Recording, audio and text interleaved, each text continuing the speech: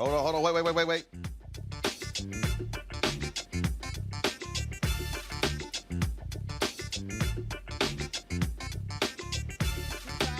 2021, Roland Martin.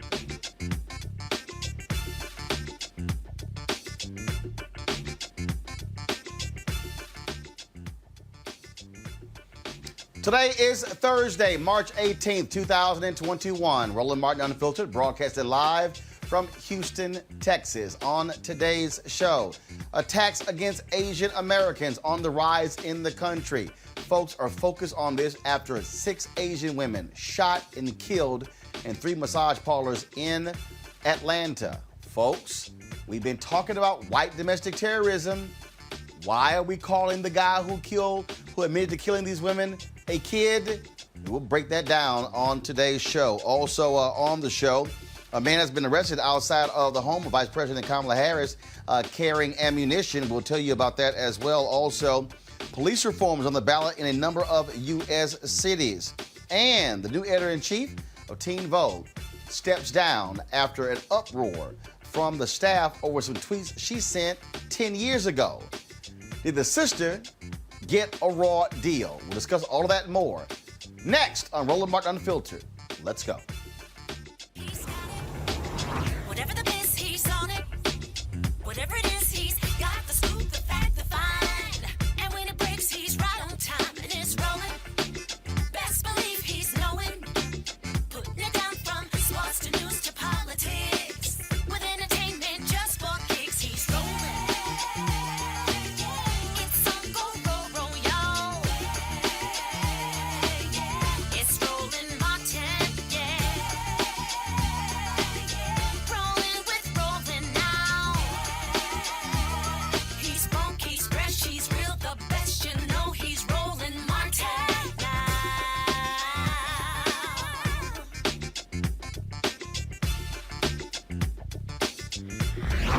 Martin. Today, the U.S. House of Representatives passed the Violence Against Women Act. Republicans, when they were in control, refused to do so. A significant number of Republicans voted against this bill. More than 150. Why? Makes no sense whatsoever. This is what took place today.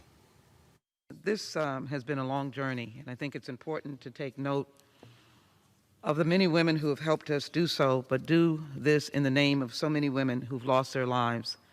I take this moment on the floor to support the unblock amendment, but as well to encourage my colleagues on the other side of the aisle of how somber and serious a moment this is. That we do not take lightly to the floor, because so many of us in our own congressional districts have seen the scourge of domestic violence. We have seen the rise in domestic violence in a meteoric manner under COVID-19. It is rabid and rampant in all of our cities. Our law enforcement officers have told us it is the most dangerous call that they can possibly make. I'm particularly concerned about sex traffic victims, and I'm very glad in the manager's amendment that it has language in there that indicates that sex trafficking victims experience sexual violence and assault, and that the federal recognition of their recovery is important. We look at all aspects of this important issue in our country.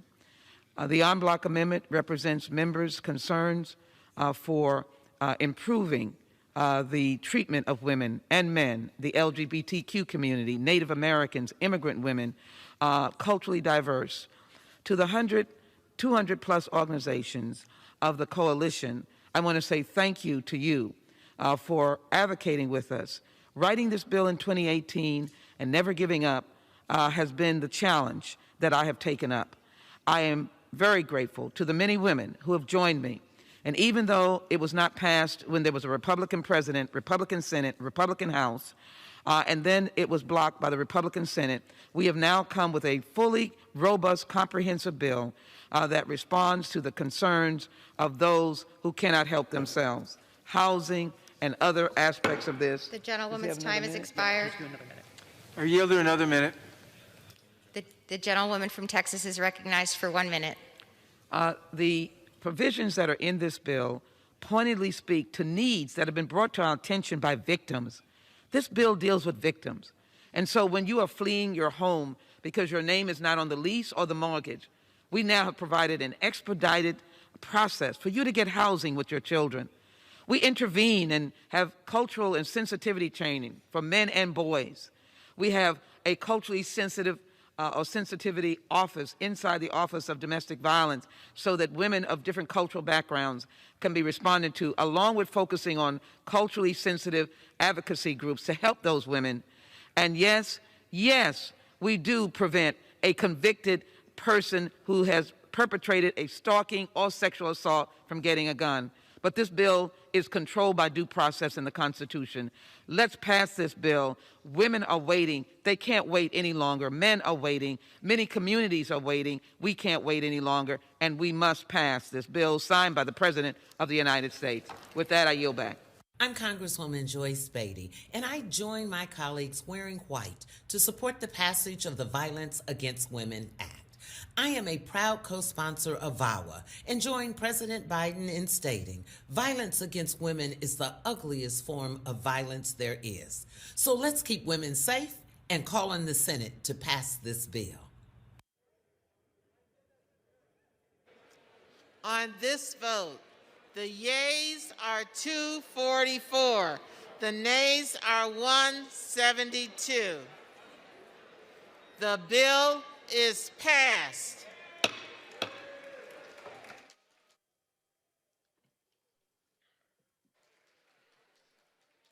Without objection, a motion to reconsider is laid on the table.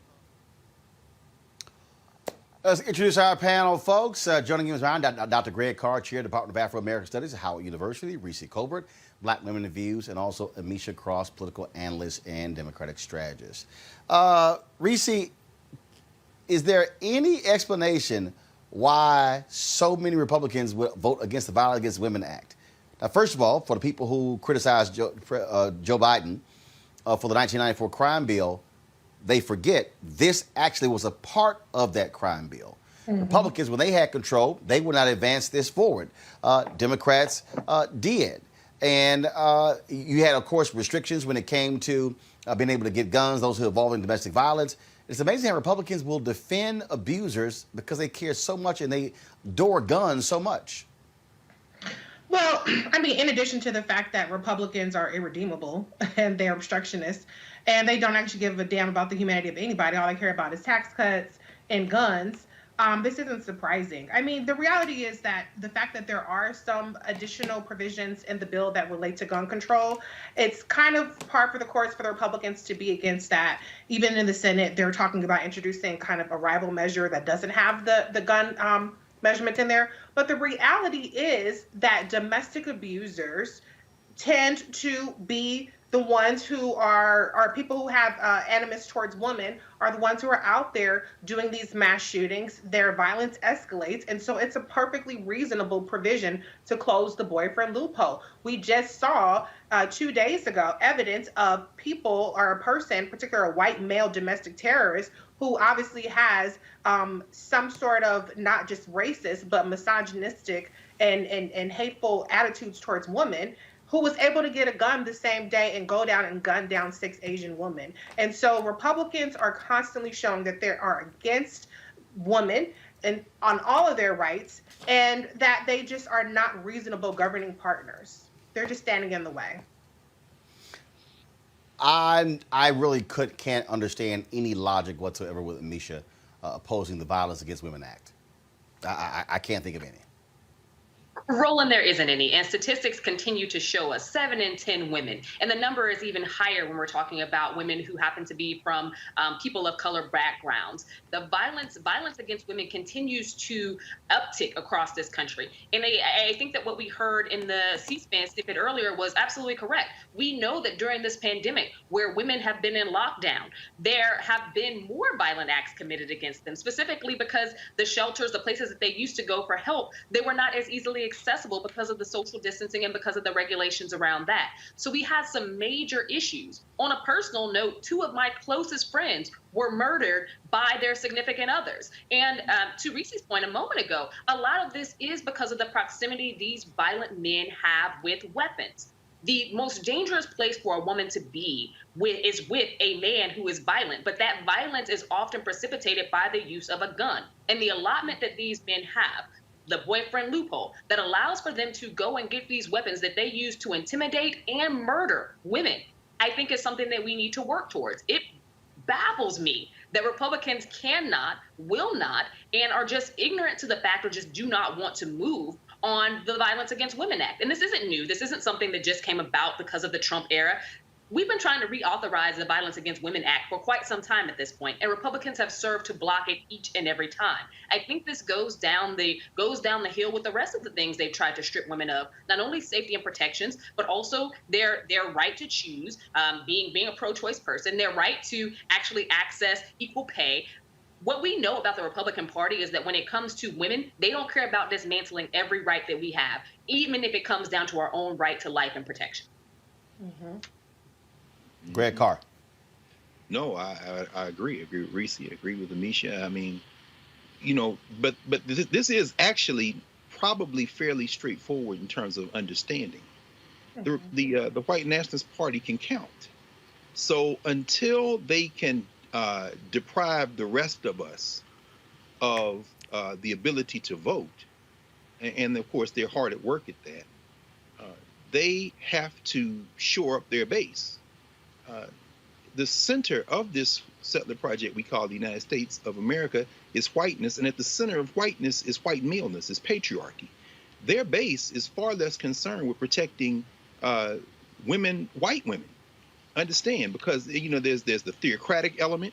You know, a woman is to be secondary to the male in the house. Not to say that the rest of us haven't picked up some very bad habits in proximity to them. They don't give a damn about Amisha. They don't give a damn about Reese. They don't give a damn about your wife. They don't give a damn about my mom or a sister. And they don't care about none of us. But that's as a piece, black. Within whiteness, they don't care about white women. So, you know, I don't think it's an accident that they trot Joni Ernst out to be the one to say, oh, we got some issues with gun control. No, this is fairly simple to understand. Whether it be extending housing vouchers or unemployment insurance or rape prevention or legal aid, whether it be allowing our First Nations kin to be able to act against non-natives who are on reservations who commit domestic violence. The white nationalist party realizes it can't win any more elections if the rest of this country continues to swell in numbers and vote. So what they are doubling down on has very little to do about the subject. They're going to say no to everything because they realize they are heading toward the type of apartheid state minority rule strategy. In fact, they've already embraced it that we saw in South Africa, which, by the way, to echo what Amisha said, I was listening to something the other day, you know, COVID has seen a sharp spike in domestic violence all over the world. But they don't give a damn about that. They're trying to win elections, which means no to everything at this point. Well, that is absolutely the case. It is shameful and ridiculous because there are women who are seriously being impacted by violence all across this country, such as the violence that we saw that took place in Atlanta. 8 people killed, including 6 Asian women, by a white man who supposedly was angry about his sexual addiction.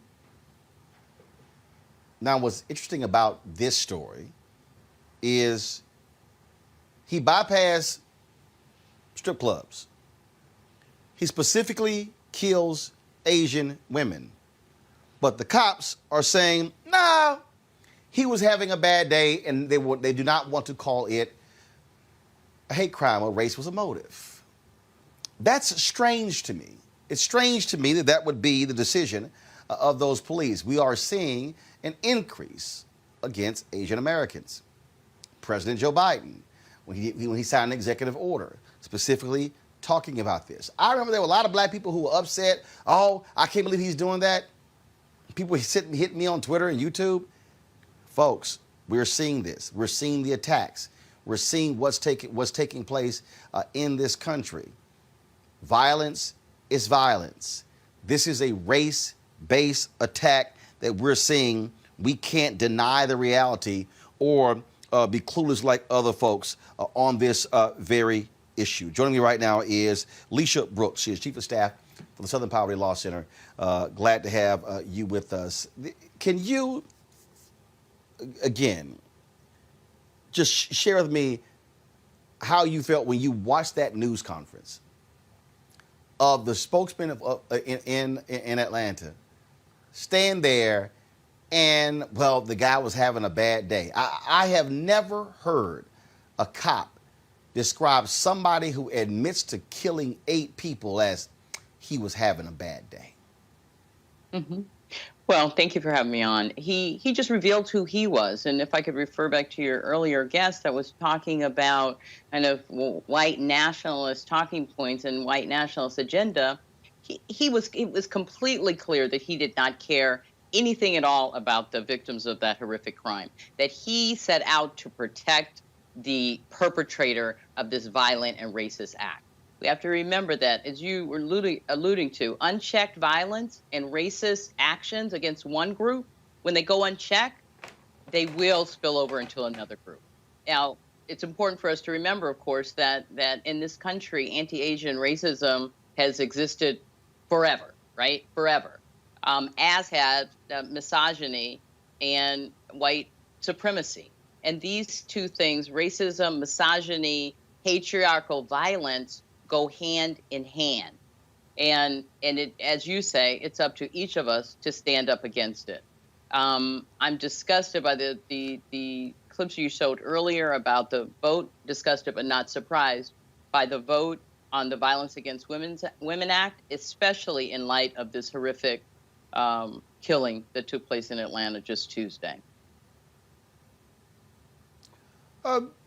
When President Biden signed that executive order, specifically dealing with the increase in anti-Asian American discrimination, there were some people who were going, I don't see this as a big deal. But we've seen this ratchet up. And to your point, other groups attacked. Remember the shooting that took place in the synagogue in Pittsburgh, other attacks that took place. And this refusal, this reluctance of Americans to call it white domestic terrorism. There were some people calling this guy a kid. A 21-year-old person a kid? Right. A black child would not be offered that opportunity. But let's talk about the increase in anti-Asian attacks. And of course, we could trace it back to, or this particular iteration, back to the former president and his rhetoric, his anti-Asian rhetoric, his consistent insistence on blaming, if you will, Asians and Asian Americans for the coronavirus pandemic, and his referring to it with the use of racial epithets. This increase in anti-Asian rhetoric has produced an increase in actual hate crimes that target Asian folks. We all heard about the 2-year-old and the 6-year-old siblings who were stabbed along with their father in Midland, Texas, last year. And then, of course, the 91-year-old man who was assaulted and knocked over. These are elders. These are children. And now we see women targeted because they're Asian and vulnerable.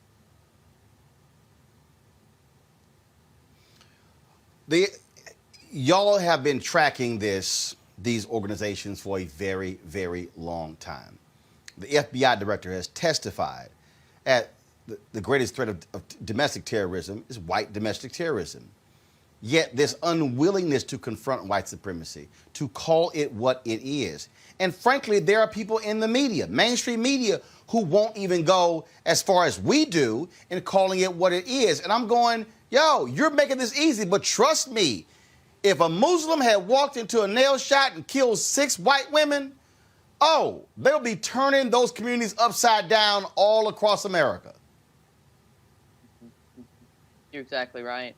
We need to call it what it is. If we have a hope of changing this, if we don't call out white supremacy, if we don't call out the increase in the white nationalist movement, the Southern Poverty Law Center, as you mentioned, has been talking about this for decades, and we have tracked a continued increase in the number of white nationalist groups and individuals who they proved on January 6th that they're more than willing to engage in violence, political violence, anything to advance what they hope to see as a race war, which they believe will then return them to power and the possibility of a white ethno state.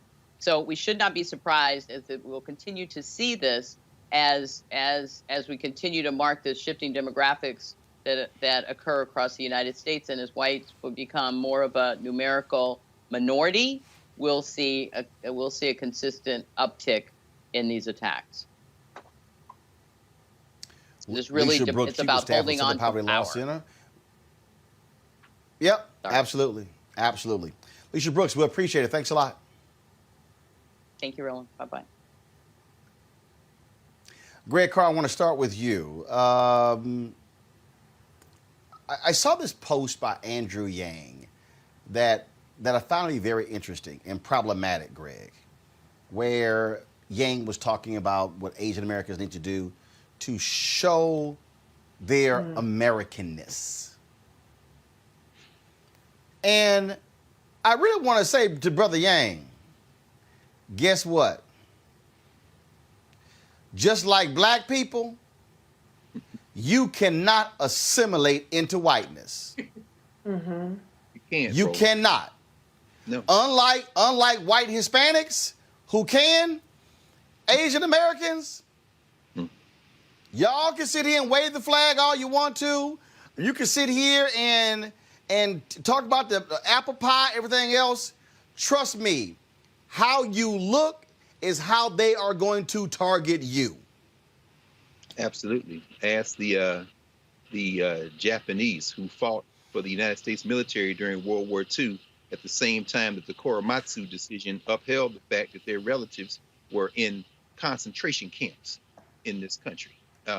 So yeah, Yang, Andrew Yang's that's an interesting comment by him. He visited Howard Law School when he was running for president, and watched him have an interesting dialogue with the students there. Yang is one of those people who doesn't really have a developed cultural theory in terms of America. He thinks in terms of dollars and cents, and so he kind of leaves space open that we just heard our sister Lisa Brooks really hit on. See, the power of whiteness is in its invisibility. Racism and misogyny are twins from the same womb. Whiteness, at the center of whiteness, is white maleness. You heard Lisa say that. So when Captain J. Baker, shout out to Captain J, he had to defend his brother because as another white man, he understood that this killer, that Aaron Long, was, in the words of Captain J. Baker, fed up. That's important. Yes, bad day is important too, but fed up is the one I want to focus on because, as Lisa Brooks just said, there's a fear rising in this country. You talk about white fear all the time, Roland. What does Robert Aaron Long and what does Jay Baker share? As white men, they're seeing it all slip away, baby. It's starting to slip away now. And so we have to understand also, finally, that he's attacking these Asian Americans, these South Korean women and others, because he feels frustration that comes from the real center of whiteness and white maleness, which is fetishizing not just women. You don't find pornography in pre-colonial Africa. You don't find pornography in indigenous America. You find pornography, literally pornographia, the writing of harlots, coming out of Western Eurasia, chiefly France and other places. So you've already dehumanized women. And then when you talk about non-white women, you dehumanize them, but you have this fetish attraction to them that creates this internal conflict that you can only resolve by not dealing with yourself, but channeling it outward in terms of violence, self-hatred, and killing the object. So the question I would ask is, why the hell we got spas where you can go and have sex in the first place? All of this comes around the question of maleness, and at the center of maleness in this country is white maleness, and they are not going to stop. They're fed up, whether it be passing voting, blocking people from voting, or whether it be going and shooting up spas. These white men are fed up. We better wake up to this. Reese, when I see some folks, I saw some idiot Michael Coates on the YouTube chat room saying, "Oh, you're using the DNC notes. There isn't an uptick in anti-Asian American sentiment in this country." Yes, it is, dumbass. Yeah. Yes, it is. And just because I'm black does not mean I cannot call out and stand up for Asian brother or sister who's been discriminated against, just like if someone was Latino, and I would damn sure hope that folks would stand up when it comes to black folks as well. And I think there's some black folks who are, well, I don't see them standing up for us, but guess what? How somebody else acts towards me does not dictate how I'm going to act towards them. Absolutely. And Roland, this goes back to the point that we make multiple times a month on this show, particularly on Thursdays, about the way that white people, particularly white men, have been deputized, self-deputized, or even in some cases deputized by the actual police to eliminate, as Jay Baker said, the temptation, eliminate anybody that they feel like they can eliminate for any reason. That was what really had stood out to me when what the captain had said, is that this man had experienced some temptation and he wanted to eliminate that. You don't get to eliminate people, okay, for any reason, unless you are acting in self-defense, life or death situations. But you don't get to go out and buy a gun and hunt down Asian women because you can't control whatever the hell urges you supposedly have. But white people have been deputized in this country to eliminate Asian women, to eliminate black people who are minding their business, to harass them, to carry out, to assert some authority over us that they do not have. And that is the pervasive problem that we are all subject to. So no, this isn't just an Asian American problem, even though, yes, absolutely, in this case, we have to stand with our with the Asian community. But that mentality that drove this attack is the same mentality that drives the racial terrorism that black people are subjected to every single day. In the same way that this captain tried to rehabilitate instantly on the spot the image of a white domestic terrorist is the same reason why we don't see justice in our case, because they want to say, oh, he had a bad day, oh, he has an illness, or he has some other situation that's a mitigating factor. There's no mitigating factor for murder, and there's no mitigating factor for terrorism.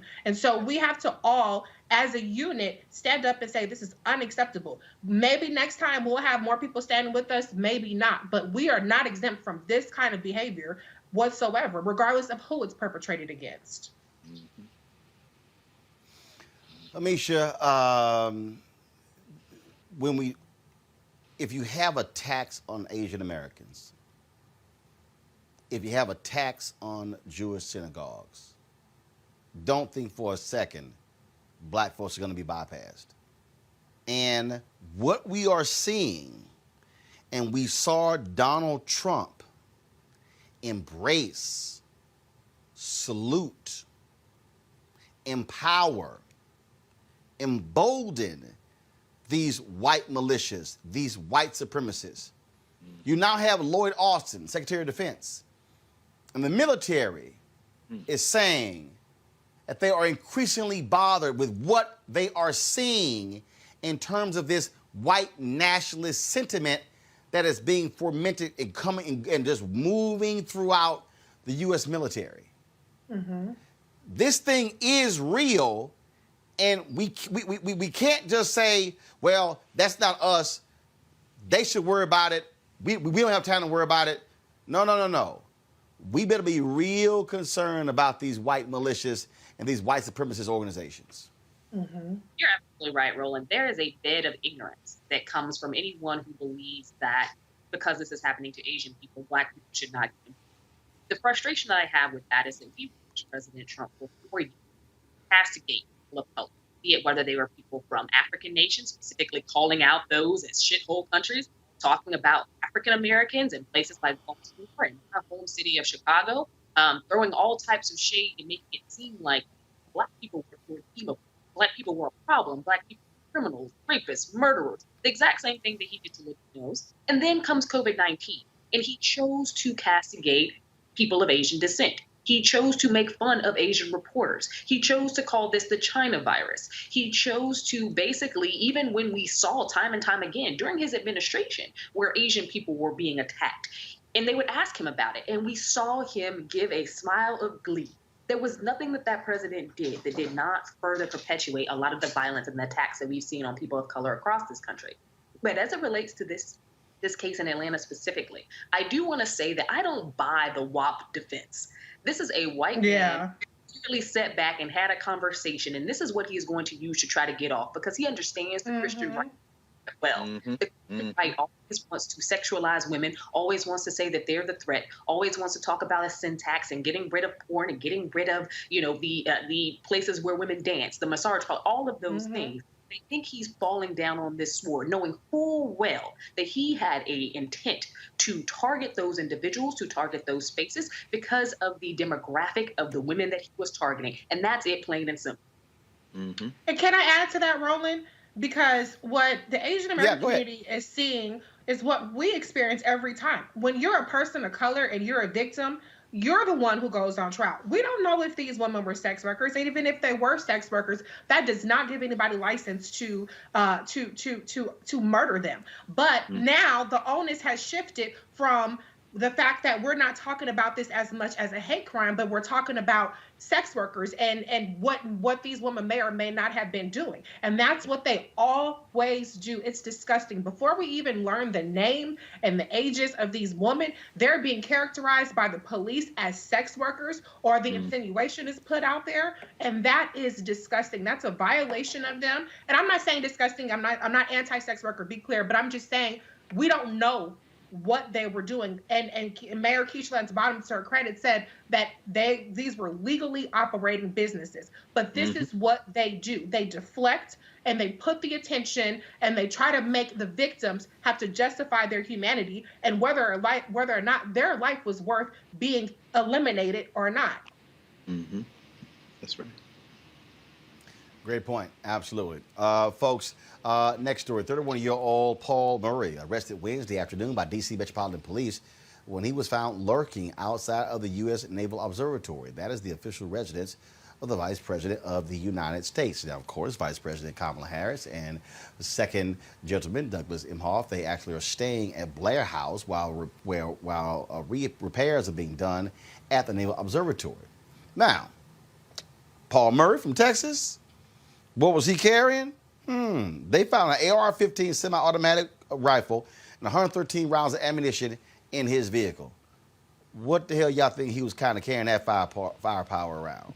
This is of significant concern, Reese, because we know the level of attacks, the amount of attacks, and the vitriol that was directed towards then Senator Kamala Harris. So it's no surprise we would hear this now that she is vice president. Absolutely. I think it's one of the more undercovered aspects of her career. I mean, she even stated before that when she was Attorney General, she was strapped because of the threats that she received. So these are not new things. People forget that when the whole, I don't know if you guys remember the pipe bombs that were being sent out to different various Democrats, including President Obama or ex-President Obama at the time. Then Senator Kamala Harris was one of the people who were mailed those pipe bombs. If you look at just the rhetoric that's against her on social media, there have been reports that shows that she is the most attacked politician, female politician, in some cases politician, male or female, on the internet by an exponentially larger amount. And so what people need to understand is that we know that VP Kamala Harris is strong, but we need to wrap our arms around her in protection and recognize the unique threats that she faces. As a Black woman, she is the biggest threat to white male patriarchy this country has seen in a very long time. And that's why so much has been put behind trying to stop her from ascending to the position of VP. And she's going to be under constant threat. And that is not something that should be minimized. And they need to be doing everything in their power to protect her. Absolutely. Amisha? I agree with Reese here, because what we're seeing is that not only are the threats great and the potential even greater, Kamala Harris is seen by Republicans, and they knew this when Joe Biden announced her as vice president. She is seen as the biggest threat to America. The biggest threat to America in the eyes of white supremacists is a Black woman leader. And I think that because obviously, her ascension from vice president to president when she decides to run, that is disruptive to the entire white scheme of how things are supposed to go in these systems. And I think that to the point of them really pushing We're seeing these white domestic terrorist groups. We're also seeing we're seeing leaders of the right-wing media talk about her 24/7 as though she is a terrorist that needs to be removed, even though she's a sitting vice president and has served in the Senate, has served at the state levels as well. The problem with that is it goes to show the threat and the force that white men particularly use against Black women. And I think that what we're watching happen with Kamala Harris is a push to ensure that she is the biggest threat, that she is to be feared, that she is to be dissolved, that she is to be destroyed. And mark my words, if we do not protect that woman, they will get what they want in the same way that they've tried to do it time and time again as Black people, particularly women, have ascended to positions of power. Mm-hmm.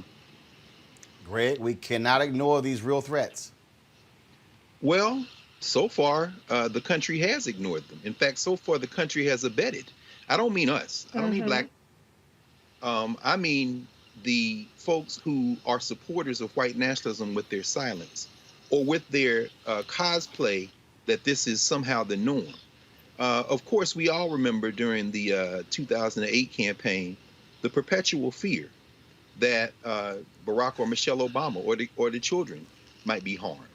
Some people in the audience who are old enough to remember 1984 when Jesse Jackson didn't get Secret Service protection until after the Nation of Islam provided the fruit and the MGT, the Muslim Girls in Training, at which point they jumped to give him Secret Service protection. And then the debate was maybe we would rather have the nation because we don't trust the Secret Service.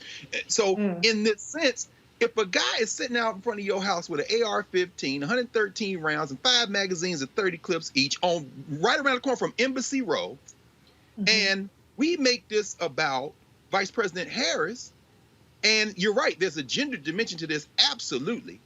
We have to understand that the real villain in this is this country. What do I mean by that?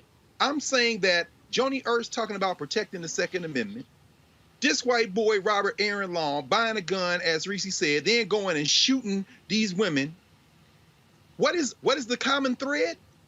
Violence by any means necessary. When you heard Alicia Brooks talk about an ethno-state, what they are saying is that we will stop at nothing. Like Amisha said, we will stop at nothing to protect what we perceive as our interests. And the only question anybody who says this is a shame should have is, what are you going to do to participate in rewriting the DNA of this country so that this sister is not, her life is not under perpetual threat? That's the only question. There are no innocent bystanders in this. None. Absolutely. Absolutely. Folks, got to go to a break. When we come back, more on Roland Martin Unfiltered, including Derek Chauvin's trial in Minneapolis.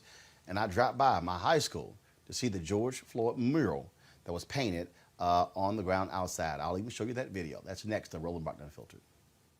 Senators, this cannot be our future. Do not concede, Mr. President. Fight hard. This cannot be the future of America. That's what we got! The fuck, let's go!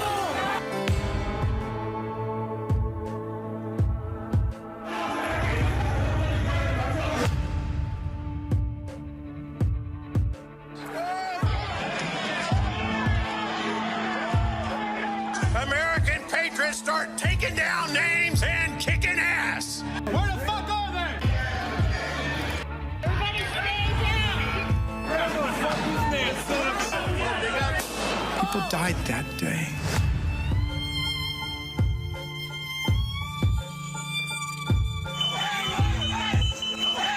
What message will we send the rest of the world?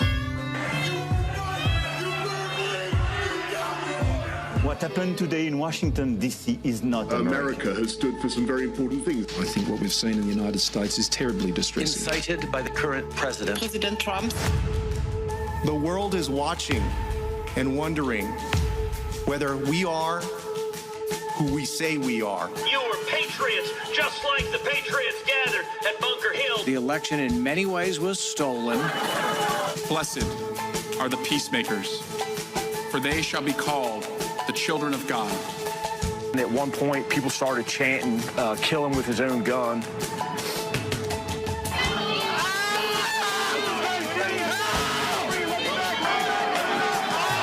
They thought they were going to die.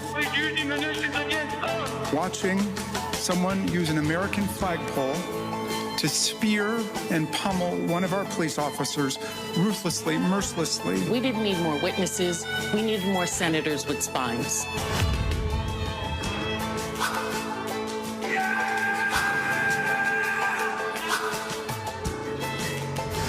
President Trump declared his conduct totally appropriate. So if he gets back into office and it happens again, we'll have no one to blame but ourselves. Hi, everybody. This is Jonathan Nelson. Hi, this is Cheryl Lee Ralph, and you are watching Roland Martin, Unfiltered. Hi, I'm Kim Burrell. Hi, I'm Carl Payne. Hey, everybody. This is Sherry Shepard. You're watching Roland Martin, Unfiltered.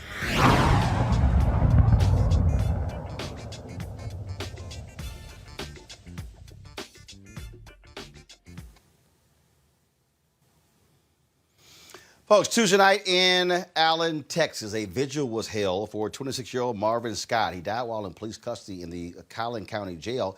That took place on Sunday. He was arrested earlier that day for the alleged possession of marijuana. Allen police were called to the Allen Outlet Mall by security who believed they smelled marijuana on Scott's person. According to the attorney Lee Merritt, Scott was incoherent when officers approached him, which led them to take him to Texas Health Presbyterian, where doctors signed off saying Scott was, quote, fit to be incarcerated.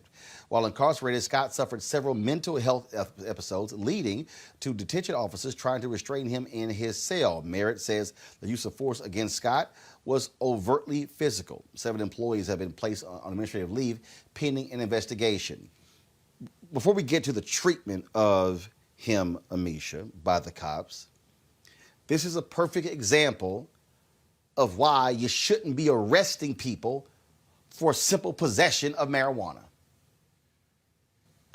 Absolutely. I don't think that you're going to find any argument there. At this point, I think that you can't be someone who stands for and supports criminal justice reform, but also is okay with people being arrested, being brutalized over simple possession of, in most cases, small amounts of marijuana. At the end of the day, right now, marijuana, the sale of marijuana from, white distributors is legal in a ton of states. White men are making money off of what they have brutalized and locked up Black people for now for over 5 decades. I think at this point, we need to revisit this process. We need to make sure that people are not getting arrested on marijuana charges in general, but also that we as a nation are really putting the onerous on these policing units because the behavior that we're seeing is completely ridiculous. And it should not take 15, 20, 30, 40 more videos before we get to a point where excessive use of force is something that is eradicated across policing entities.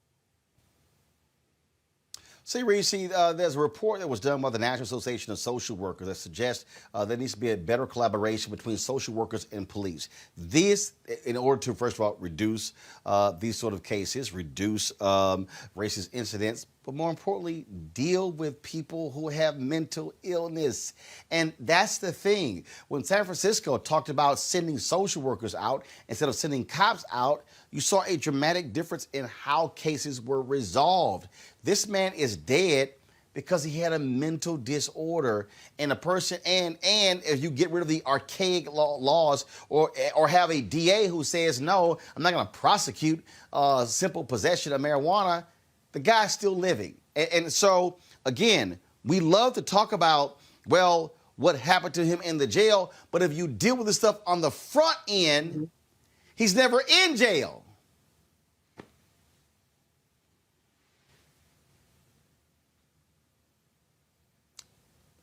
Sorry, Reese's okay. on mute. I can't hear Reese. I got it. What's crazy is that there was actually a doctor who signed off on him being quote unquote fit to go to jail. Why would you sign off on sending him to be incarcerated when he's in the middle of a mental health episode? And again, to Misha's point, why is he even getting arrested over simple possession of marijuana? And then when you're at the jail facility, why aren't there people who have the training to deal with people who are having mental health episodes? It's so ridiculous that so many of these police brutality and these deaths are occurring from people who are having mental health episodes or who are spurred in the process of being, brutalized or unfairly detained into having these breakdowns. And so there's a lot of blame to go around here, but especially shame on that doctor who has a lens towards incarceration instead of having a lens towards rehabilitation or towards actually dealing with the situation with this gentleman was dealing with. That's right. Greg, cascading failure. Again, security officers call them and say, I smell marijuana. Right. Who gives a damn if your ass smell marijuana? All right? That's the first deal. Cops come there, they arrest them. And then take them to a hospital. Doctor signs off. Then you go to the jail. Several issues and how the jail restrains him. Cascading errors. At any point, security officer, cops, doctor, if any of those people do the right thing, he's never detained in the jail cell. That's why we have to think about what is happening, Greg, holistically. Mm-hmm. Agreed, brother. I mean, the first thing we have to do is decide as a country that they didn't do the right thing. And there is no we. I'm just saying that kind of rhetorically because there is no we. Clearly, those people thought, if you smell marijuana in D.C., they've decriminalized it. You can't call the police. Of course, this is a different place. Texas, they all did the right thing because they're policing black bodies, whether it be deputy police like that white boy sitting out in front of Kamala Harris and Doug Inhofe's house, or whether it be this security guard. They see, okay, this brother Marvin Scott Jr., his parents got to now preside over a funeral. But guess what? We know a couple of things. We know that marijuana is going to be legalized in the United States shortly. Why? Last week, 8 days ago, the lower chamber of the Mexican legislature voted to legalize marijuana. It's going to pass the Senate in Mexico, and Lopez Obrador is going to sign it. That is 2 years after Canada legalized it. Mexico got 130 million people. They are primed to be the largest exporter of legal marijuana in the world, and their major client is going to be those states in this country that have already legalized marijuana. The market, in other words, is going to force, because now the United States is going to be sandwiched between two countries that are going to be exporting. I'm sorry, number two in exporting marijuana is Canada. The business market is going to force these coward politicians to legalize marijuana. But that's not going to do Marvin Scott Jr. any good, because like Kamala Harris, like those sisters down there in Georgia, he is not white, which means every white person is deputized to regulate his life and death. And they're going to bring him back off suspension after they said, well, y'all follow procedure. He just, I guess, what the hell, not guilty. Mm-hmm. Yep. Again, and this is why, again, as we go back to is when you use the phrase defund the police, hey, this is what they're talking about. They're talking about the shifting of resources away from cops to social services. Mm-hmm. That's what they're talking about, Amisha.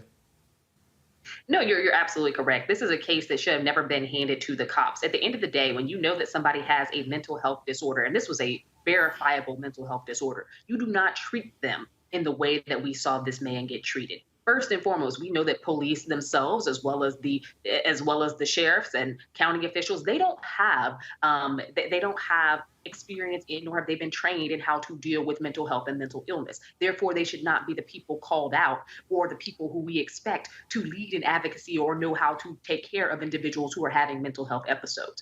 What I do think we need to do, and what funding should go towards, is more social services, more wraparound services. Right now in America, 9 in 10 people who are sitting in jails across this country have verifiable mental health issues. That is a ridiculous number of people. That tells me that our issue is over-criminalizing, or criminalizing in general, mental health and mental illness. We're not technically criminalizing actual behaviors in terms of things that are violent acts. The majority of people who are serving time in federal prisons as well as our state prisons aren't there because they killed somebody, not there because they stabbed somebody. They're there because they have mental health issues. And that tells me something about how we treat our policing and how our policing needs to change. Mm-hmm. Look, bottom line is this here. What we have to have is a real... I constantly talk, Reese, about this has to be the third Reconstruction. Mm-hmm. And this is a perfect example of what I'm talking about, Reconstruction. we have to reconstruct. We have to deconstruct, then reconstruct policing in this country. Because what has happened, it has been driven by white supremacy. It has been driven by this white supremacist-fueled law and order, which means keep all of them in check. And it has resulted in this police state we're living in where the answer to everything is call the cops, call the cops, call the cops. If it will pain me to hear another example of a black mother calling the cops because she cannot control her son. And her son is dead. And the mother has to live with, I'm the one who called the cops. You're right, Roland. But you know what? Honestly, the onus is going to be on the white people in this country to determine that they're willing to give up their white supremacist deputies and the ability to have that power to police, eliminate, and oversee everybody. And to be honest, there are plenty of victims of police brutality that are not black, that are not Latino, that are not Asian, that are actually white Americans. But that's what they're willing to do to deal with in order to keep that oversight and that brutality against the rest of us. And so there's a reconstruction that needs to happen in this country, but unfortunately the system is acting as it's designed for who it's designed for, which is to keep us in this white nationalist state. And I don't want to sound like I'm being hyperbolic here, but this is how it's supposed to work. It's supposed to keep us subjugated. It's supposed to make sure that we can turn a situation that should be so minor, such as drug possession or a failure to signal, in the case of Sandra Bland, or any number of things, selling Lucy cigarettes, and I can go on and on and on, into executions, extrajudicial executions. That's what the system is doing because that's how it's been designed to work for so long. And until white folks say, this is enough, then we're going to all be subjected to it. Maybe we can get some legislative progress with, for instance, the George Floyd Justice and Policing Act. Maybe we can get some progressive prosecutors. Maybe we can get some work done here and there. But the system is always going to work as it's designed until people are fed up with it enough. That's right. That's right. Greg, final comment. No, I agree. I mean, Reese is right. I mean, it's interesting. The National Association of Social Workers, which has a black caucus, has a position, and it's not uncomplicated. The social workers are an extension of the police, at least historically, as we've experienced them. And so, while this cahoots squad out there in Oregon, Eugene, Oregon, crisis assistance, helping out on the streets, I don't like the acronym. Why you in cahoots with the police? Yeah, I would prefer to see you than them.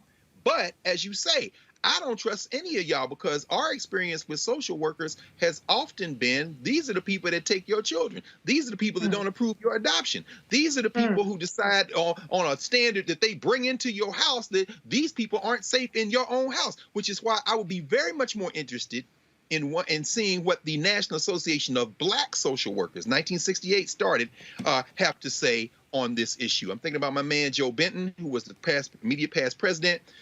It'd be interesting to hear what the National Association of Black Social Workers have to say, because they have been fighting a war inside social work on these very issues of don't even call the social workers, y'all. Please don't call the social workers. And so, what Amisha just said and what Reese just said, it makes so much sense.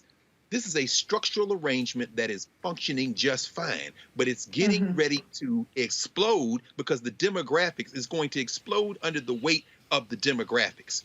So we got to reconstruct this whole thing. This ain't about tinkering around the edges. Folks, jury selection continues in Minneapolis in the trial of Derek Chauvin, the former Minneapolis cop on trial for the murder of George Floyd. That will continue. We've been live streaming that, so that's why if you want to see the proceedings, all you got to do is come to Roland Martin Unfiltered, come to our YouTube channel, our Facebook channel, also our Periscope Twitter feed, and we're actually been streaming that content every single day to keep you abreast of what's going on. A little bit earlier, I had a chance to go to my high school, Jack Yates High School, which is also the alma mater of George Floyd. I recently created a $25,000 scholarship for students at Jack Yates, and one of the local TV stations at KHOU interviewed me in front of Yates. And so while I'm there, y'all, and this was, trust me, not planned at all, Earlier in the day, I was doing a Microsoft discussion with two of George Floyd's brothers. So while we were there, while I was out there, like literally right after I shot this video, because if y'all play it again, what's on the ground there, you see Black Lives Matter painted in the colors of Jack Yates, crimson and gold. That is the George Floyd mural that is on the street in front of Yates High School. So while I was right after I shot this video, there were several people who came up, some who recognized me, and they wanted to take pictures, and then a car pulled up. And then who gets out? George Floyd's daughter, Gianna Floyd. This is the photo. So I had a chance to chat with her, take a photo with her. And so this is us standing out there on the street in front of that mural right in front of Jack Yates High School. One of the things that we talked about today in the conversation with the Microsoft, it was worldwide with the Microsoft folks, Greg, and I kept talking about the aftermath, where we stand, and all of these companies making promises and we're going to change this and do this. And I remember last year when I spoke at Walmart for King Day, and the CEO was there, and I said, you are so large that if you, Walmart, decided to, in a very aggressive way, tackle the issue of race, deal with DEI, deal with the real issues, deal with lack of black executives, you by your lonesome could change the entire industry because you are a behemoth. We're seeing in Georgia, Greg, the pressure being put on Coca-Cola, Home Depot, UPS, and other companies. The pressure being put on them to speak out against voter suppression. Not say, hey, we're allowing the Georgia Chamber of Commerce. No, your own independent response. The aftermath of George Floyd, 3 months, in 2 months, we'll be dealing with the anniversary commemoration of his death. And I say this is not a moment where we allow corporations to say we're with you, but then not show accountability to show you're actually with us. I'm talking about show us your increase in black businesses. Show us how many you're now supporting. Show us how you've expanded your talent pool. Show us your relationship with HBCUs. Don't just sit here and say, we're going to give $1 million to Black Lives Matter. No. I want to know, what are you doing with the billions in commerce you're driving to other companies? Are you driving those dollars to black businesses? Because I can guarantee you that little $1 million donation somebody gives won't even compare if all of a sudden you're driving 1, 2, 3, 4, 5 billion to black businesses. We as black people, Greg, have got to stop getting caught up and emotionally charged up with that $1 million donation to the NAACP or Black Lives Matter or the Urban League or the NAACP Legal Defense Fund. No. Y'all giving $1 million while over here your market cap is $260 billion. Right. Well, I mean, when you approach the mega corporations, their response will be, to quote Richard Pryor, I ain't got to show you shit. Because it's capitalism. This is how capitalism works. You know, you have to hit capitalism with capitalism. In other words, and I don't mean that capitalism is the best system at all. I'm saying you have to hit capitalism where they hurt. And where they hurt is profits. I mean, and I know in a minute you're going to talk about the sister Alexi McCommon. You know, the only thing happened between Alexi McCommon taking that job at Teen Vogue and today, his name is Robert Aaron Long. And then when Ultra Beauty and Burt's Bees and like, hey, Teen Vogue, they jumped. They made her walk the plank. Now, what you're saying in Georgia, until Coca-Cola says the same thing, but guess what? Y'all still drinking Coke. It broke my heart the other night to hear Tamir Rice's mother come for our sister Tamika Mallory, who basically moved to Louisville to fight for Breonna Taylor. But I understand why, because these companies dropped 15 cents, $90 million, into a situation, And we over here, getting back and forth. Where's the money? Mike Brown, Dad, where's the money? But guess what? Y'all ain't turned off the recording industry. You didn't turn off the Grammys. Why? And I ain't got to show you shit. In other words, until you make me feel the pain, as you always remind us, Dr. King said near the end of his life, I ain't got to show you shit. You just did a 2-hour thing on black media and advertising companies and everything. You even got our brother Byron Allen to the table to talk about it. At the end of the day, the only way this is going to change is when we are organized enough to redistribute the pain, in the words of Martin Luther King. When that happens, they'll get up off diversity, because, see, diversity is a code word for whiteness. They'll sprinkle a few black employees around it, and they'll get to equity. Equity is when you got to redistribute these resources. And redistribute the pain, Reese, was in the words of Dr. King, but it came from Reverend Jesse Jackson Sr. Y'all listen to the speech.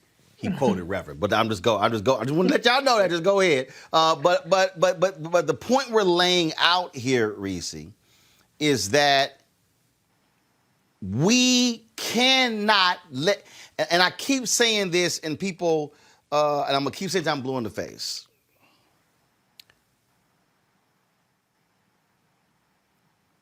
We cannot let non-black folk continue to monetize blackness and not allow black people to monetize ourselves. We simply cannot do it. We simply, the reason the other night we were talking about black targeted versus black owned media, you keep giving money to black targeted, that ain't going to black people. That's right. That's going to white-led conglomerates already. That ain't going to black people. That's not building black wealth. That's not building up black families. It's not.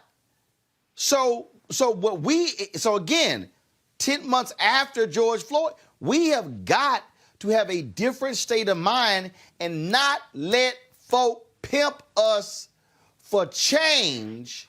And then we laud them for hiring one black person, but then when you pull the curtain back, is 200 other people and ain't nobody black. Ain't that some? Yeah, absolutely. First, I do want to say, though, that picture with Gianna Floyd is just so heartwarming to me. She's such a beautiful little girl. So thank you for sharing that picture. But to your point, Roland, this is about more than just gestures. It's about more than just rhetoric, and about basically what it is commodifying black movements. And that's what it is. And I echo what Dr. Carr said.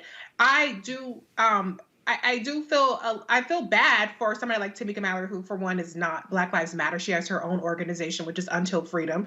So she has nothing to do with the fact that Black Lives Matter raised $90 million. What does that have to do with her?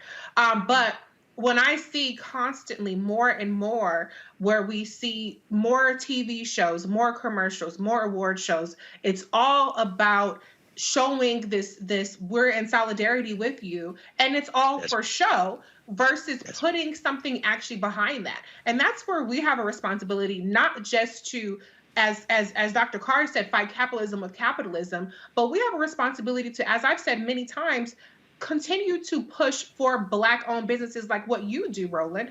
We have to validate Black-owned businesses and demand that they get a piece of the pie.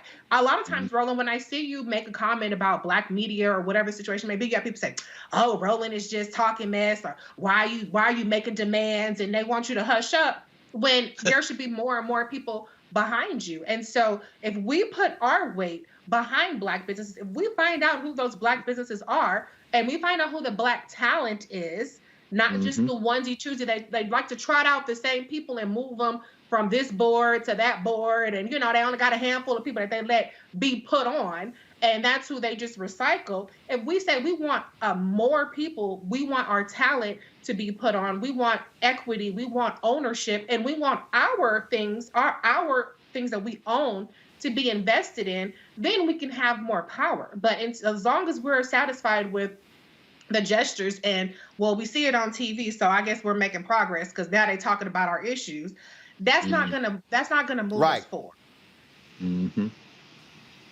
The thing here, Amisha, for me, is it's 2021, and when so-and-so is the first black woman to do this, and so-and-so is the first African-American to do this, so-and-so is the first, and oh man, hey, Ross Brewer was named CEO of Walgreens, and this person became executive vice president.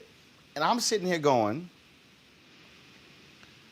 the liberation of our people will not be predicated on one person getting a job. And it's also not going to happen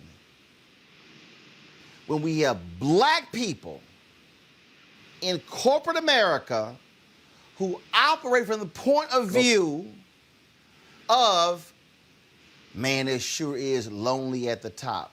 Come on, man. If your ass didn't bring nobody with you, that's your damn fault. That's your fault. I have a clear expectation, Amisha, that if you become a black CEO, I expect you to do this here. Open the door. Yes, sir. Because guess what? When white CEOs take over, they bring all they boys in. Especially they bring white women. all they people in. Right. No, so what I'm saying is, I want to see a black CEO roll up and say, here my first 8 hires, and they all black. And if somebody goes, they're all black. And then you say, yeah. Because when the last CEO brought in 8 white folks, y'all didn't say nothing. See, Amisha, if we're not intentional, all we doing is celebrating one person getting a check and everybody else still starving. That's right. You're absolutely correct, Roland. And we get to the point where not only do we have to lift as we climb, but after we get there, Black people cannot act as though it's a danger for us to bring other Black people on, because if we do, we'll lose our spot. That happens more oftentimes than not. Black people get to that executive level, as rare as it is. And once they get there, the fear is that if they add somebody, all of a sudden the spoils that they've gained are going to go away. And I think we have to break out of that mentality. We have to continue to advance. We have to continue to understand that just because we made it doesn't mean there isn't an equally talented or smart or strategic Black person out there that we need to bring along as well. But also that we are the people who are going to hire us. It is our job responsibility once we get there to make sure that we are reaching back and that we are pulling others along as well. Because there are far too many talented Black people out here who will never get the chance unless we are the ones who open those doors. And I think we have to get beyond that short-sightedness that says that competition of other Black people is going to knock us out of our spot. That keeps us from actually elevating other Black people once we get there. Because I've seen people do that, reach that executive level, and guess who they hire? Rebecca, the white girl. They hire the Black. And it is a frustrating point of contention for me as a Black woman who has risen, who continues to rise, who works with youth, but also other Black people who are early in their careers or mid-career, who need to get to that next level. I do not mind sharing contacts. I do not mind bringing people on. I do not mind sharing anything that I have to make sure that Black people get to where they need to be. But I've heard from others, it is such a rarity. It is shocking that you do this, because there are people who literally are intimidated by talented Black people. And many of those folks are also talented Black people who are currently in the positions today. But they feel like if they're eating, if they start sharing, it's going to take away from their table. Wow. The thing that I want everybody who's watching and listening to understand is this here. This is a continuum. This is a continuum of life. This is if you go back, and I can go back further, but if you go back to Douglas and Martin Delany, and then if you go to William Monroe Trotter, and you go to Ida B. Wells Barnett, and then Robert Abbott, and then you go to A.I. Scott and John Singstack, and you go to John H. Johnson, Lerone Bennett, and Simeon Booker, Charlotta Bass, and then we can sort of, that ain't no different than what we're doing right here. It's the continuum. So the reconstruction means that This thing ain't finished being reconstructed. Sir. We have to be willing to challenge these systems. When I'm standing outside of my high school today, the reporter asked me, why did you do this? I said, none of us will be here forever. That's right. So we've got to be in a situation where we are providing something for the next group coming along to be able to continue the reconstruction. If we get so caught up in this one black person becoming the CEO, and now let me be real clear about it. Let me be real clear with y'all. When I say this one black person becoming CEO, when I say this one black person becoming a host of a television show, this one black person becoming this, I'm measuring you on what you're doing with it. That's right. See, we're going to talk about black CEOs. You want to talk about what you did something with it? Do y'all know that in the history of America, when we've had these black CEOs, you've had Ken Chenault, American Express, you've had Franklin Raines, you've had Thompson, who was a chairman of Symantec, Ursula Burns at Xerox.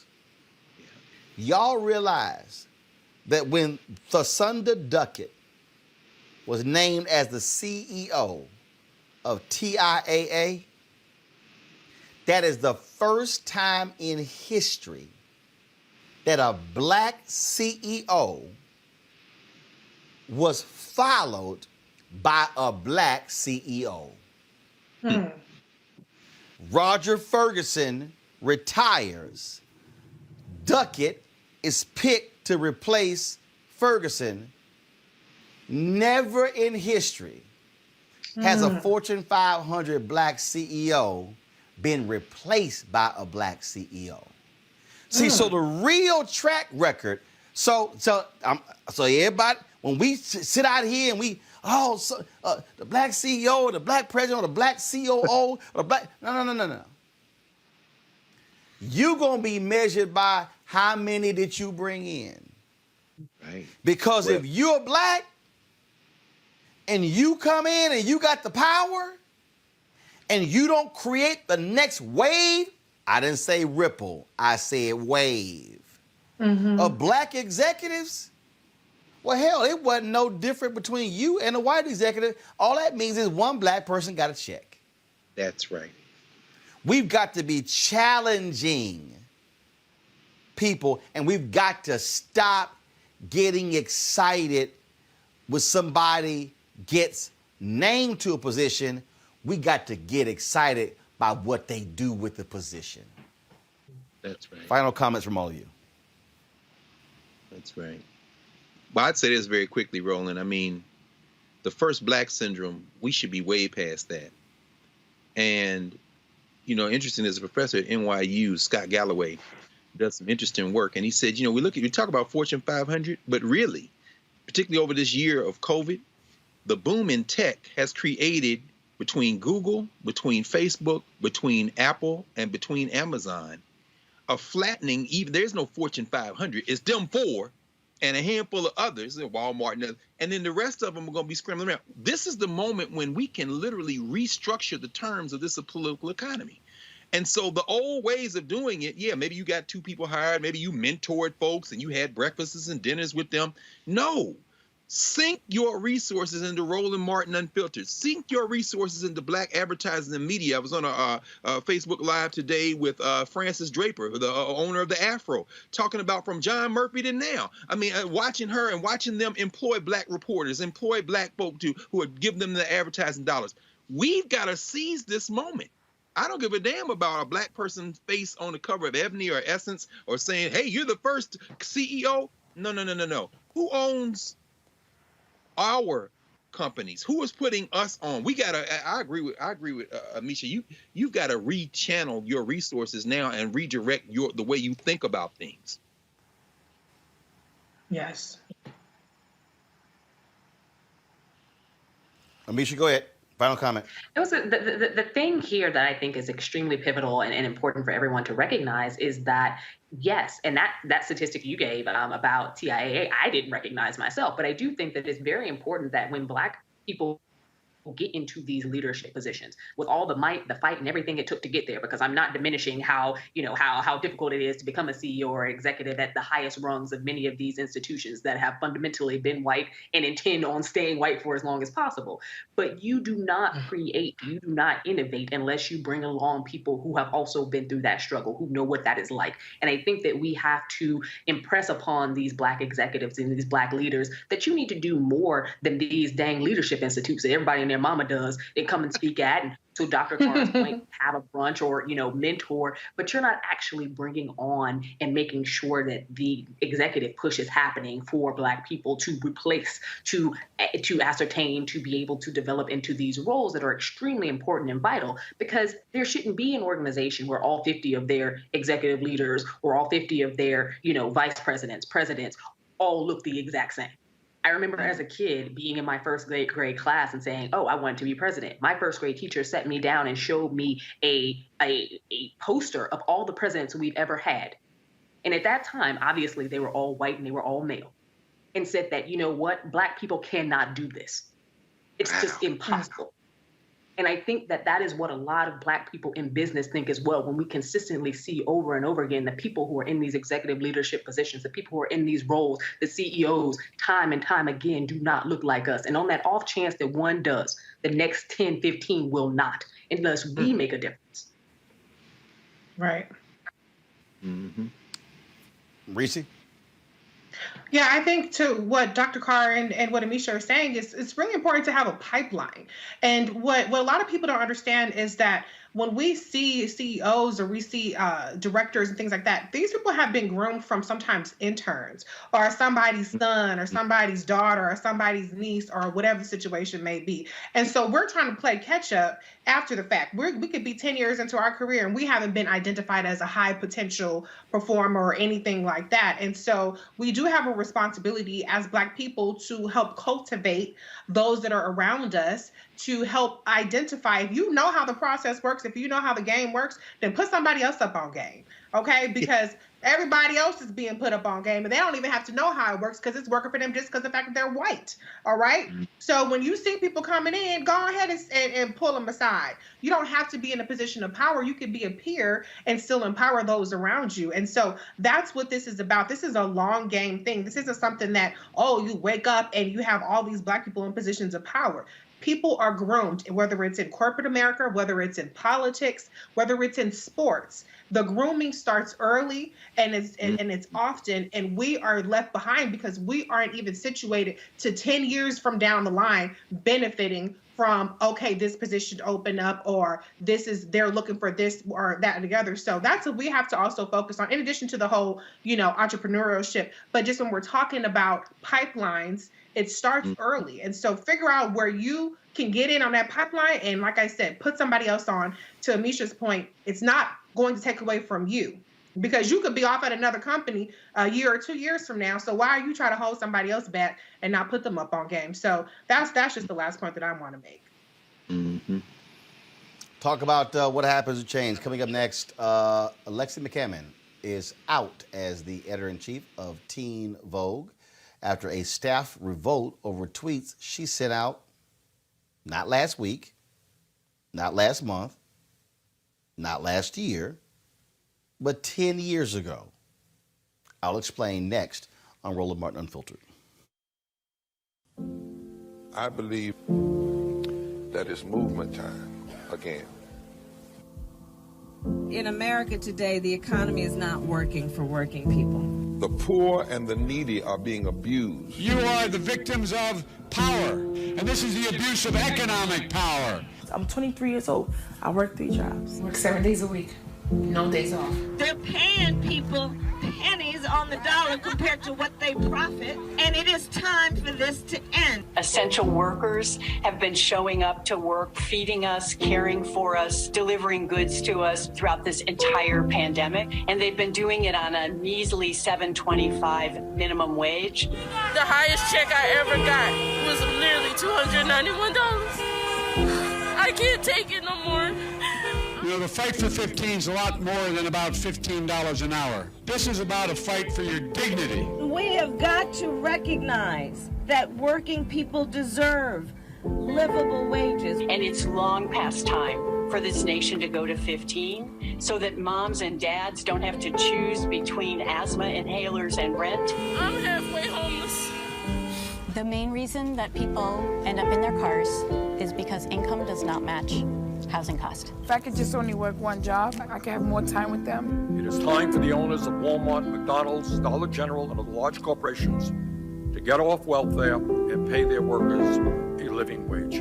And if you really want to tackle racial equity, you have to raise the minimum wage. We're not just fighting for our families, we're fighting for yours too. We need this. I'm going to fight for it until we get it. I'm not going to give up. We just need all workers to stand up as one nation and just fight together. Families are relying on these salaries, and they must be paid at a minimum $15 an hour. $15 a minimum. Anyone should be making this to be able to stay out of poverty.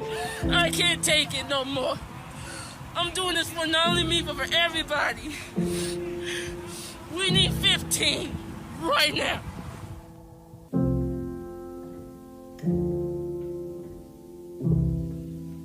What you're speaking on is taking risk.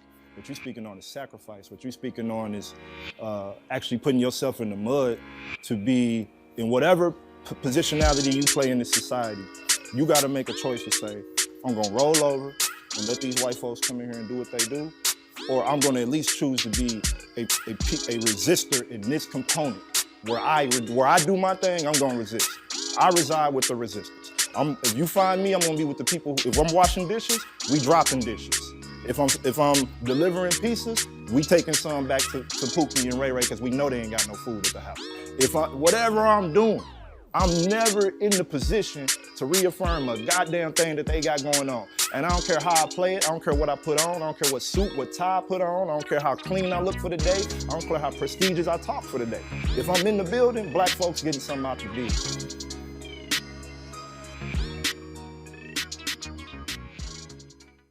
Hi, I'm Vivian Green. Hey everybody, this is your man Fred Hammond, and you're watching Roland Martin, my man, Unfiltered.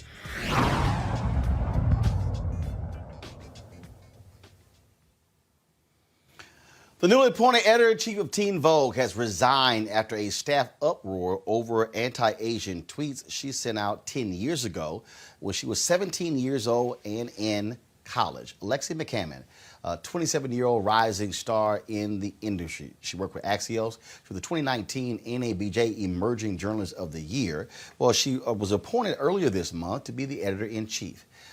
What then happened was there were staffers who blasted her because of tweets that she sent out 10 years ago. Now, she addressed those tweets 2 years ago, apologized for them, deleted them, but now they come back and lead to her resigning her position. She posted a statement on Twitter. I'm going to read that statement. If y'all have that statement there, go ahead and pull it up, please. But in the statement, she said that they parted ways. That is, she as well as Condé Nast, who hired her, agreed to part ways. Allow me to read this for you, folks. And this story, I was actually on a call earlier and saw this, and here's, I know her, I know Alexi, like I said, she's in NABJ, but it still was shocking to lots of people how this whole thing went down that forced her. She said, I became a journalist to help lift up the stories and voices of our most vulnerable communities. As a young woman of color, that's part of the reason I was so excited to lead the Teen Vogue team in its next chapter. My past tweets have overshadowed the work I've done to highlight the people and issues that I care about. issues that Teen Vogue has worked tirelessly to share with the world. And so Condé Nast and I have decided to part ways. I should not have tweeted what I did, and I have taken full responsibility for that. I look at my work and growth in the years since and have redoubled my commitment to growing in the years to come as both a person and as a professional. I wish the talented team at Teen Vogue the absolute best moving forward. Their work has never been more important, and I will be rooting for them. There are so many stories left to be told, especially those about marginalized communities and the issues affecting them. I hope to have the opportunity to rejoin the ranks of tireless journalists who are shining light on the issues that matter every single day. Reese, there are very few African Americans who hold the top spot among mainstream magazines. Very few. Very few at Condé Nast. And to be 27 years old to be the EIC is also a pretty big deal. Now, as I said, the tweets were posted 10 years ago. She was 17. The controversy erupted 2 years ago. It comes back in 2021. So the question a lot of people are posing is she supposed to apologize every time she gets a new job? Is she supposed to lose opportunities because of what she posted when she was 17 years old? The question is, can we forgive somebody who made a mistake when they were 17? Because what she tweeted was wrong and horrible. But do we hold that against them forever? Your thoughts? When you black, the answer is yes. When you black, as long as you in your place, it's okay. All that was in the past. That was a long time ago. But as soon as you start to ascend to the next level, it's always going to be an issue. I applaud Alexi for taking accountability and for unequivocally, being apologetic and being accountable for her tweets, even though she was young, to as you have pointed out. But I think this goes back to what we were talking about earlier, where, for one, like you said, this was not a new controversy. It was something that was already addressed in 2019. It was something that Anna Wintour and the leadership at Condé Nast was aware of in terms of her tweets.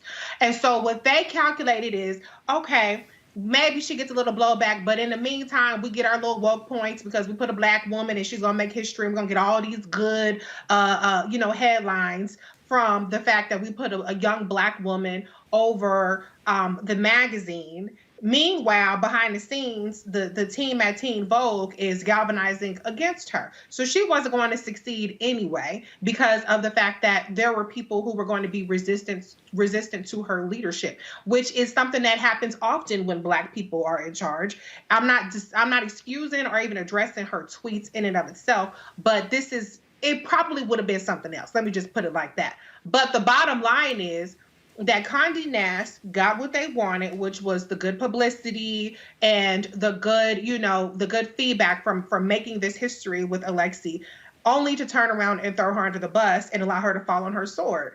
It's unfortunate timing that, the events that we've seen unfold over the last couple of days. Obviously, it's unconscionable to try to defend anything that has any kind of anti-Asian rhetoric, but at the same time, it's just kind of like now you just want to make an example out of her. So at the end of the day, what she said was wrong. She took accountability for it. I hope that this doesn't ruin her future. But we've seen time and time again, it's even happening right now with Kristen Clark. It's happening with all these women of color nominees talking about their tweets. It doesn't matter how benign the tweets are. If you're saying anything that they don't like, they try to smack you back down. And so my whole thing is, let's see who they put after Alexi. Let's see if this was all just a gimmick to like I said, get those good headlines and those woke points in the, as we are dealing with this racial reckoning. And let's see what they do now. Because if it's just, okay, well, we tried the Blackie for a couple of weeks. She had some tweets, which we already knew about. Now she got to go. Let's go back to status quo. Then I would say they all full of shit. Mm-hmm. Amisha, what was interesting here is I asked some folks on my Twitter feed saying, well, if this was somebody white who said something, you'd be feeling differently. I said, actually, I wouldn't. If that was somebody white who had some awful tweets at 17, first, I am factoring in you're 17. That's first. 17-year-olds do stupid shit. I can tell you right now, I've warned every single one of my nieces and nephews about things that they have tweeted. And in fact, there have been times when I've seen stuff and I called them and I've said, delete that bullshit. Take that down. And I've actually said to them, be careful what you tweet because that could very well impact your career down the road and you didn't even realize it. So you just tweet it in the moment because you just being young and dumb and trying to be cute. But I literally sent them this story today. But one of the things that I keep hearing from people is that, oh, you had folk on the inside who were targeting her and who didn't want there to be a black editor. First of all, that was one of the theories I've heard. Another theory was that, hey, when you make a mistake, you have to keep atoning when anyone asks. Sorry, I disagree with that one. I think your work determines how somebody can now judge you. Your work determines that.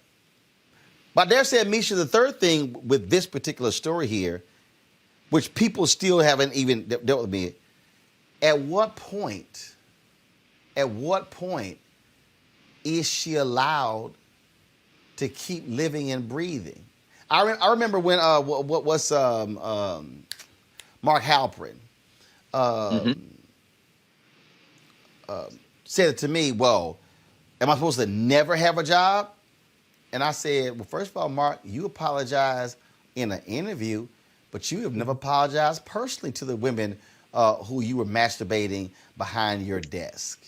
Oh, no, I said, no, bro. I said, no. You playing games here.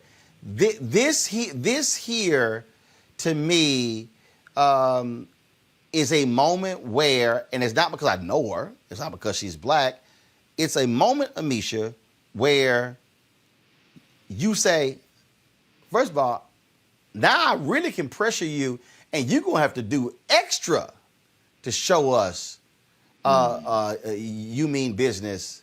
The next person don't have to. I think it was a mistake on the part of the staff not to accept her additional apologies and then say, we're going to judge you on what you do the next 6 months to a year. We'll be watching. To me, that should have happened. It's frustrating, Roland. And you know, I'll preface this with saying that I know Alexi personally. The frustrating part here for me is that they're holding her accountable for something not only that happened at 17, but something that she has apologized 70 times 7 already. Like, this has been covered and covered fully. And it was something that they knew about before she came on and something that she knew she was going to face when she got there because those ripplings happened. A lot of this is blowback because there are many people within this industry who just don't want to see a young black woman rise to an editor level. They just don't, especially at a historically white spot. And I think that she was going to face this pressure whether or not those tweets existed. Yes, they were bad. Yes, they were wrong. Again, she was a 17-year-old. Most 17-year-olds are still in high school, not even in college. I'm going to forgive you easily for something that you tweeted at 17 that might have been stupid. We have insurrectionists. We have insurrectionists in Congress and in the Senate who have current tweets about, you know, the hateful things that they want to see happen on January 6th, and they have yet to apologize for any of it. So let's tell you, there's a huge difference between ignorance in youth versus you inciting violence as an adult and not being held accountable. Alexi took accountability for her actions as a 17-year-old years ago now. At this point, as someone who has risen in the ranks, who held her own at Axios, who has interviewed presidents, vice presidents, candidates, here, there, everywhere, somebody who has proven herself worthy of the position at which she was in, because nobody just gives black people anything. So you got to prove yourself worthy time again to get there. And to still be treated like this, that is a problem for me. Because how many times does she have to apologize? How many times does she have to do this for it to be okay? And the fact that Teen Vogue and Condé Nast is supposed to be an organization that is liberal, yet they treat this woman in the wake of a racial reckoning across this country as someone who is basically napalm for their organization. Because this wasn't just a regular resignation. Let's be real. They pushed her the hell out. And that's what happened. That's right. That's right. Greg, a lot of people were very surprised the other day when you said that Georgetown should not have fired those professors. Your take on Alexi resigning today? Well, brother, I tell you, I think it was a perfect storm. I'm not saying it was an outlier or an anomaly, because first of all, I don't read Teen Right. Vogue. But Condé Nast, of course, being what it is with its venerable tradition of whiteness. Although I must say I did pick up a recent copy because Tandiwe Abdullah, the daughter actually of Melina Abdullah, you found Black Lives Matter LA, was featured as one of the young people who is out in the street trying to make change. She's a freshman at Howard. So I did go and get a copy of Teen Vogue for that.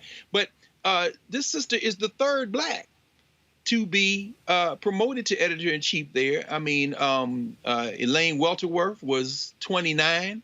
When she got promoted to be the editor-in-chief of Teen Vogue, a sister, and Lindsay Peoples was 28 when they picked her. And all this has happened over the last several years. I think it was a perfect storm. I think I agree. There was an internal revolt. They went outside. They didn't promote from within. So, it's going to be that type of resentment. I think but here's the key point, I think, and it's very important in the larger conversation we're having. They knew about these tweets. They vetted her. She had conversations about them. And so the only thing that changed between then and now is Robert Aaron Long.